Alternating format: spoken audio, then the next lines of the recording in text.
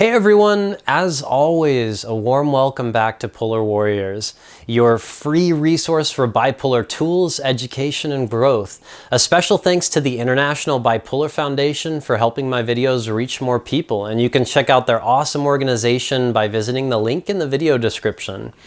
I've had a lot of supporters on Patreon ask me to make videos talking about mania lately.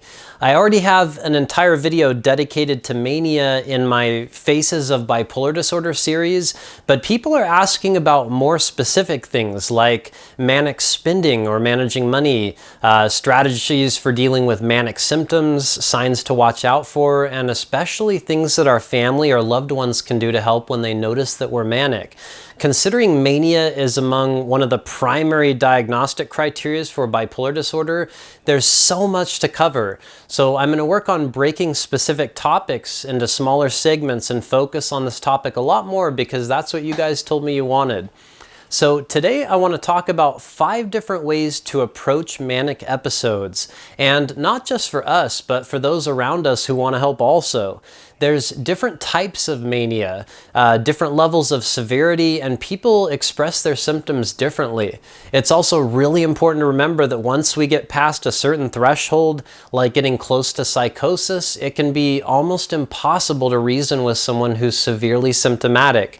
There's some good information here, but remember to be realistic with your expectations. Try to be patient, which I know is a lot to ask of our supporters sometimes, and remember that timing can be everything when it comes to approaching this. There's no single solution or advice that works for every situation, but as always, I'm going to try my very best to help. That's exactly what my channel's here for. So the first tip for managing mania is probably the most important, and not only for our loved ones, but for those of us who have bipolar. Instead of putting out fires all the time, let's focus on the source of the fire. Like I mentioned, manic episodes can vary considerably from person to person, but each individual usually has very specific symptoms or signs that'll show up just like clockwork during mania.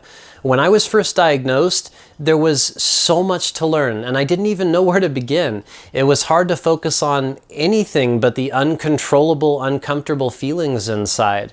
After enough time passed, I started to notice some very obvious signs that I always missed before because I just didn't know what to look for. Someone could have probably pointed them out to me back then, and I still would have been oblivious to their cause. It took time to be able to distinguish the difference between symptoms of an illness and just everyday ups and downs that go along with life. I'm sure I had a little bit of denial mixed in there also, and it's not like we're just born with this kind of information. After talking to loved ones and learning about bipolar, I actually started to notice these telltale warning signs that have prevented catastrophic episodes from happening. And it could be the simplest things like an unexpected improvement in mood, sleeping a lot less, jumping on the phone and being more social than usual, talking faster, an increase in substance abuse, and so much more. There's a lot of universal signs when it comes to mania, but if we can sit down and figure out what the signs are specifically to us, like how the symptoms manifest specifically in us as a unique individual, we can gain so much from that. One of the very best ways to do this is to ask for the help of someone who's around us a lot. I guarantee that there's certain things that they've noticed us say or do before we get manic every single time. Sometimes these things are really subtle, and other times they're blatantly obvious. I'd suggest starting a list of certain statements that we might say every time when we're manic, certain ways that we might interact with others, certain changes in our work or obligations, changes in our sexual behavior, certain physical signs, our spending behavior, how active we are, how much we're sleeping, just basically things like that. Again, I'm talking about how they specifically manifest in us because symptoms can be as diverse as our personalities are. Now, it might be easy for others to notice manic behavior like going out and drinking with friends and spending a bunch of money, but it's a lot harder, if not impossible, sometimes to approach us and say, I think you're manic right now, and this probably isn't a good idea, unless we're on board with getting the help from others. Bipolar disorder can be sneaky like that because part of the illness is not being able to see that we're ill. This absolutely has to be a team effort, and we can't ever punish our teammates in the process or they just won't want to play with us anymore. It's hard to listen to reason when we're manic, but I got so tired of falling on my face so many times that I got stubborn enough to change instead of just being stubborn. It took me years to get there and a lot of collateral damage in the process to relationships, family, friends, and my career. This illness had already taken so much from me, and it was almost like a breaking point or a moment of enlightenment where I took a personal stand at refusing to live like this anymore. I finally took my treatment seriously after countless tries, and my whole life slowly shifted. It didn't happen overnight, and it sure as hell wasn't easy. I had to give up some things that I enjoyed, like certain small comforts or freedoms, and I had to let go of a lot of my ego. Starting to become more self-aware was really hard too, because it meant I had to start facing sides of myself that I just didn't like or I wasn't proud of. So I had to give up some things, but what I gained was far greater, even if it was really hard to see that at the time. If we can reach a place where we're open to the feedback of others, it can be a huge turning point in our lives. Moving on, the second tip for managing mania is also a really good one. Aside from the obvious vicious cycles of bipolar, I'm sure many of you have noticed a pattern like this. We get depressed and life falls apart. We lay in bed isolating, crying, and we swear to ourselves that we're going to quit drinking, make doctor's appointments first thing on Monday, and that we'll never treat our partners so horribly again, and that we'll do anything to get better just so we don't have to feel like this. Well, then Monday comes around and we start feeling a little manic. We're so relieved that we don't feel like crap anymore, and all we want to do is go outside so we can finally enjoy life again. All of a sudden we forget to call and make that doctor's appointment, but we tell ourselves that we'll make sure we do it tomorrow. We feel so good that we rationalize, oh, I can have a couple of drinks with friends and just have a good time because I'm doing okay right now, I'll be okay. We stay out late and we don't realize how much we spent buying drinks for everyone, and then we get home and our partner's upset. They not only had to take on all of the responsibilities while we were away, but then they see us start the exact same behavior again, like drinking and spending, that contributed to the depressive episode in the first place. Now, then this causes a massive argument and we end up doing more damage to the relationship. And the next thing we know, we're right back in bed, isolating, crying, and swearing to ourselves that we'll change things this time. Does that sound familiar? I mean, I've done this so many times, I can't even remember now. I know firsthand how frustrating this gets for us and for those around us. It's impossible to accomplish things when we're depressed, and we can't seem to prioritize our health when we're manic or feeling well. So here's what's so important to do. We absolutely have to take advantage of the times when we're feeling good to prepare for the inevitable times when things get bad. A little preparation can seriously soften the blow of a bad episode. The only time that I've been able to make bold moves with my treatment was when I was taking advantage of the manic energy instead of wasting it. Sure, it's so much more fun to go out with friends than it is to set up doctor's appointments, go to a therapy session, or try out some new medications. The frustrating, ironic part is how we're all about getting better when we're suffering, but we don't take advantage of the time when we actually have the energy to do something about it. So the whole nasty cycle just starts all over again. The next time you're in bed with paralyzing depression, maybe make a video talking to your future manic self as a reminder of how desperate you are to not feel like this. Another thing you could do is to have you or your partner put together some kind of basic reward system. If you crossed off your quote bipolar treatment to-do list for the week, then go do something that you enjoy or treat yourself to a reward that you've been looking forward to. When it comes to changing things that we've been used to doing our entire lives, please remember to start out slow. I've never managed to quit caffeine, alcohol, nicotine, and start an exercise program, all of that all at once. They had to be done gradually, one by one, for it to become a lasting habitual change. Start by doing something simple, like making just one doctor's appointment, or reducing your caffeine or alcohol consumption during a manic week, or incorporate a once a week meeting or a class. If you accomplish just one small change a week, that would be almost 50 things a year that you could be doing to move forward with your treatment. It might not seem like a lot on a given week, but 50 things over a year is a lot. There's no race on the Polar Warrior journey. Forward is forward. That's all that matters. All right, so now for the third tip with managing manic symptoms. This one comes down to delayed gratification, which I promise isn't as painful as it sounds, okay? Just take a look around your house right now. If I added up the amount of money that I'd spent on hobbies or things that were everything to me when I bought them, and now they're just basically a fancy dust collecting device, I'd probably be in shock to see the total. I think it's great that we get so passionate about so many different things, and a lot of us end up with a very eclectic collection of knowledge and hobbies, but excessive spending is definitely a very real and big issue for a lot of us. I'll probably dedicate an entire video to manic spending, but for now I just want to throw this one in here. The next time you get excited about starting a pet rock business, or you want to build a spaceship out of designer neckties, I want you to walk over to whatever you bought during your last hobby spree.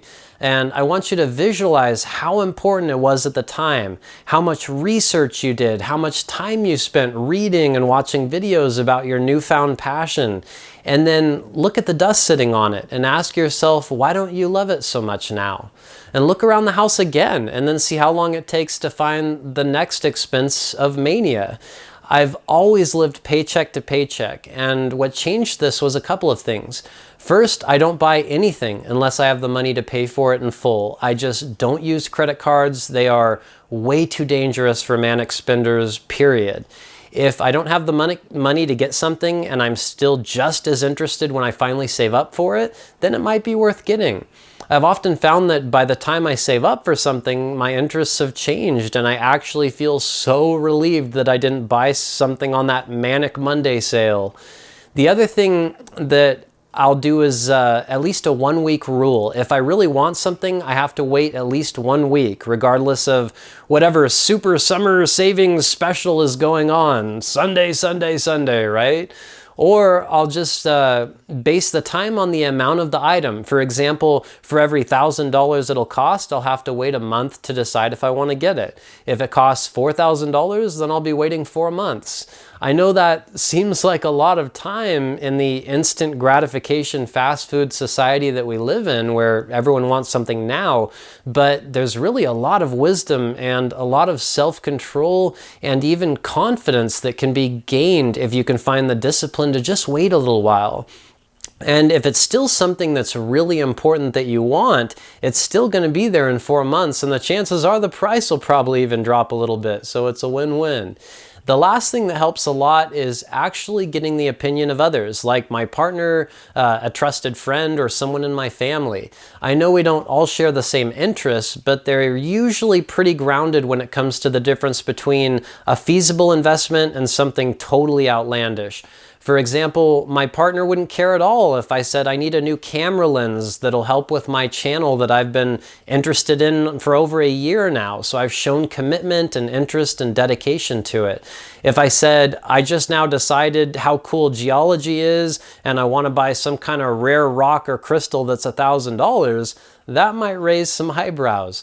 I've always been really stubborn and not very receptive to the feedback of others, and that definitely had to change for me to benefit from so many things I'm mentioning in this video. Feedback from others is just invaluable to those of us who have bipolar disorder. Not to sound cliche, but you really only can lead a horse to water. I had to decide that I was thirsty enough for change. Well, now that's getting pretty cliche and cheesy, but it sure didn't happen overnight, and I'm really glad that I could depend on the observation of others around me. They're basically my mental health allies. Moving on to the fourth tip regarding mania. Now, I touched on this in other videos, but it really applies to this one, and this is extremely important. Not many people realize that if we take just an antidepressant alone, it can add rocket fuel to the mania. Or if we're taking too much of an antidepressant, but not enough of a mood stabilizer, the mania can just get out of control. Bipolar disorder is a spectrum illness, and both sides of the spectrum need to be treated for there to be any kind of balance.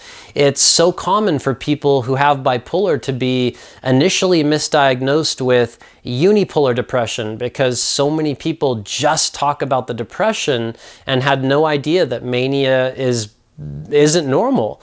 Medication-induced mania is a lot more common than you might think. Sometimes just a small adjustment with our meds can make a profound difference. This could include increasing or adding a mood stabilizer, decreasing or eventually tapering off of an antidepressant, or switching to newer medications that just show better promise for controlling the mania. If you have bipolar and are only taking a single medication, I would highly recommend talking to your doctor about that as soon as you can. We've made it to the fifth and final tip for this video, and this is another really good one. For people that live in places like Florida, I guarantee that they don't just sit around when a major hurricane is coming. They prepare for it. It just makes sense. Bipolar disorder has some catastrophic storms involved with it, and not a lot of us prepare for those.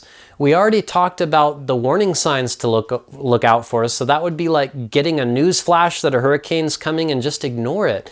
I could easily tell when I'm dangerously manic and overexerting myself. I've done it so many times now where I just know the difference between subtle mania and a potential problem. When I'm feeling manic, if I make an effort to give my body the best nutrients possible, make sure I take sleep medications so my sleep isn't disrupted, and remember to consciously pace myself when I'm socializing, I can really soften the blow when or if the depression comes in a noticeable way. Now, it took years for me to master something like this. Most of us don't eat much when we're manic, we don't sleep much, and then we'll just go until our tank is totally on empty. It's like we keep passing signs for the gas station when the low fuel light is just staring us in the face. Frickin' mania, right? I also do what's called padding my schedule. For example, I'll record multiple videos at once, so I'll be prepared if I'm sick for a week and I can't make content for my channel. The better care we can take of ourselves when we're manic, the milder the depressive episode is going to be. The better care we take of ourselves when we're depressed, the less time the depressive episode is going to last. So the next time you see warning signs that a storm is coming and you think that your tank is on empty, maybe consider padding your schedule or preparing a little more for the possible fallout of the storm that might be coming. So when I first started making this video, I was going to talk about 10 different tips for mania, but this topic is so in-depth that I just don't want to rush information and make sure that it's not too much to digest in just one time. So that being said, I'm going to have lots more videos expanding on ways to manage major symptoms like mania. If you'd like to help decide what I talk about on my channel, have a direct line of communication to me because I can't always get to all the comments, and access a lot of videos, I think over 20 now that aren't even on YouTube, check out the link to my Patreon page in the very top of my video descriptions. If you want to make the biggest impact on my ability to help others, please consider becoming a patron.